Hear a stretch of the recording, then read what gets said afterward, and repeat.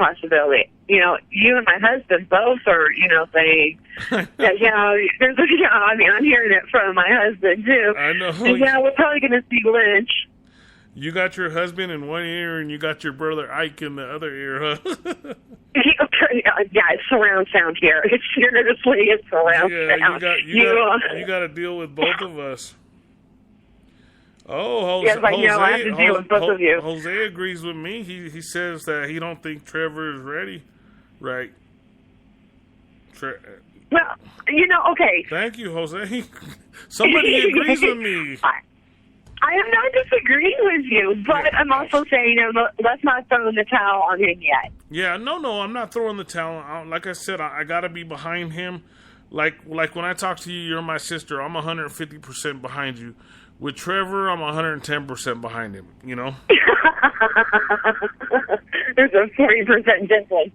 Yeah, you see what I mean? Like, it's just like, man. Oh, yeah, I see what you mean. And like I said, let's just wait. He may prove us wrong. Yeah, but then again, we may see Lynch sooner. I'm hoping I don't know. Does. I guess I saw Tango's comment saying, "Oh, I know he's the best," and blah blah blah, and all kinds of stuff. So I was like, "Okay, Tango." No, I did say Paxton Lynch from the beginning that I was hoping he'd be the starter. So a lot of things, we came away with a lot of things. Shane Ray had a touchdown in the end zone, which is pretty cool. Kaylee, when you get to listen to the show, shout out to Shane Ray. Awesome touchdown in the end zone. And we could thank our boy, Von Miller. He just sets things up. And I think he yes, he did. I think he repeated Super Bowl. I think he gets mad because those are really his touchdowns. It's like he could walk up to quarterbacks, take the ball. He's like that big kid on the playground that could just walk up to you, take your football, and say, "This is my football." I was kind of that kid when I was growing up, so that's kind of why I know that. But no, I mean, you do have to admit, though, you had to have at least smiled or something when you saw Mr. Shane Ray getting that touchdown, the first touchdown. Before we go over to the defense, I'll bring up a couple more things on offense. Because the defense played really awesome, like always. I want to bring up C.J. Anderson, who actually is playing pretty good. He still falls down after 2 or 3 yards for some oddball reason when it looks like he can get 4 or 5 more yards. There's maybe 7 plays I saw that he ran the ball for 2 to 3 yards where it looked like he could have got 4 or 5 more yards where nobody was around. So I kind of don't understand that, but he is doing really good. I'll have to double check the stats. I had the stats written down. I had everything written down, but since I had to move into the front room out of my office, I don't have all my paperwork here. But he really looked good. Do you know how many receiving yards CJ had? Well, I was getting to say, I have a stat. CJ Anderson, he got 74 yards, 20 carries. How many was that? He got 20 carries at 74 yards. Okay. And 1 touchdown. Yeah, do you know how many receiving yards, though, is what I was saying? Oh, receiving yards. He only got 19 receiving yards. Okay. Right. Hey, that's still good. I think anything for a running back between 10 and 40 yards is good. Because they don't... that's not bad. Demaryius Thomas was on fire. He got 90. Yeah. So here's my thing with the offense before we go into... Do you know how many E. Sanders got? Because I actually don't know. Oh, my boy. You said the magic name. He got 39. Okay, 39. Which we wanted 100 from him, but...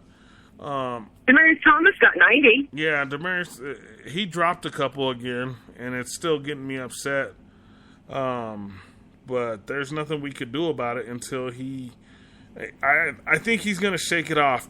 But here's the thing. Here's the thing that's getting me with the offense. The reason I wanted to bring it back up is, do we have a quarterback, or are they just shutting the offense down on Trevor Siemian? We're not going to know if we got a quarterback unless they open the offense up on him, because all he's doing is dinking and dunking. dinking and dunking meaning 5, 10-yard passes. You know, just like that long ball he had with DT where he took it 40 or 50 yards. It was only like a 1-yard pass. Did you notice that? Yeah, it was. It was just kind of like a shuffle type of thing. So it's kind of strange that I think they either here's the thing. This is the reason I think they're going to start calling for Paxton Lynch, because they know he got the big arm. We know that he could put the ball in the air. Okay, so I think eventually they're going, if they don't open up the offense for Trevor Siemian, they're gonna start calling for Paxton Lynch because they got the big arm. Everybody wants to see the big arm in Colorado. That's what people want to see, you know. And that's one of the reasons a lot of people were mad with Manning, because he didn't have the big arm, and Brock had a big arm. If you remember, you know. So I think but also, you know, everybody was wanting Manning's head because of all of the interceptions he was throwing and everything else. Yeah. But see, last year, going back to last year a little bit, Peyton Manning was still beating teams mentally. Even with the bad arm, he was still beating teams mentally. Which Brock had to go in there and he had to, you know, play by the you know, he had to just make stuff up out there to win, where Manning knew how to go in there and manipulate the defense to where he was going to win the game either way, regardless. We were going to get that win. Those last 4 games, the end of the season game, the 2 playoff games, and then the Super Bowl, Manning just totally outsmarted those guys, you know, and the defense manhandled them, you know, so that's... Pretty much. That's it in a nutshell right there. So that's what we're going to have to lead into here for the defense. And your friend Jose said, let's talk defense. So he wants to talk some defense over here. We should have... All right, let's go. I just seen how many listeners, because I just clicked back on it.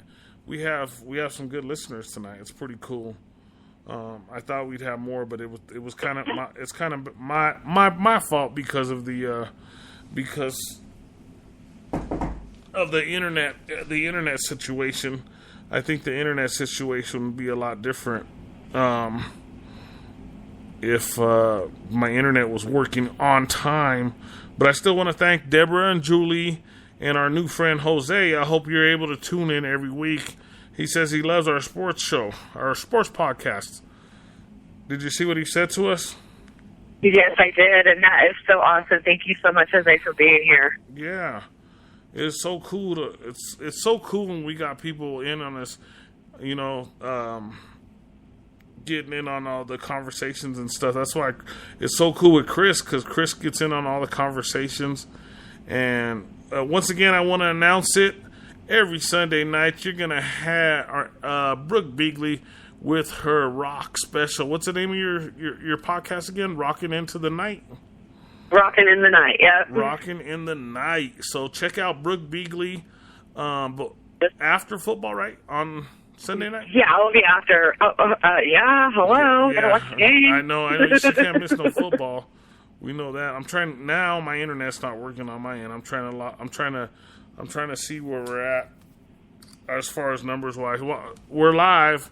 But I'm trying to get more internet so I can see the numbers. I don't see the numbers, but I know they have to be pretty high. I know we're pretty good because we have some. Shout out again from Ian from Mile High Sports or Mile. Hey, I had it right in the beginning, Ian. So if I'm saying it wrong, I apologize. Shout out to XM Cyrus. We'll be seeing you guys in January. Can't wait. Fear TWD and sports. So it's going to be pretty cool. And hopefully you take some of our other stations. Also, within 2 weeks, a lot of our shows, a lot of our podcasts are going to be on iHeartRadio. Finally, Deborah, I want to thank Deborah again. She made sure she ran them all through. All of our podcasts went through. So we should have a lot of podcasts on iHeartRadio.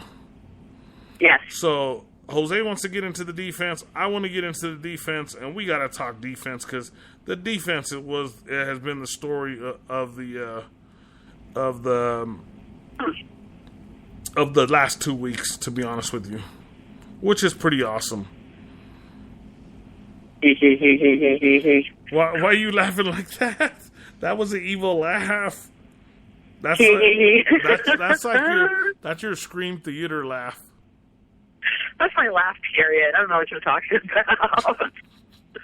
That's my kitty laugh. Like, I'm excited. Yeah. So let's talk defense. I'm going to start out with Talib on his interception return. The pick six. Yeah. See, I'm sort of the downer guy, happy guy kind of deal. Sometimes when it comes to sports, first he makes you mad, and then he gets you all excited. You forget that you were mad. Do you get that same feeling, or is it just me? No, you're right, because I was mad at him, and then he does something awesome to fix his mistake. Yeah, it's like so crazy. He makes these bad plays, gets flags. Okay, some more popping water. Bad plays. He got he got a 15-yard penalty, correct? And then turned around and took it to the house. But that's the lead for you.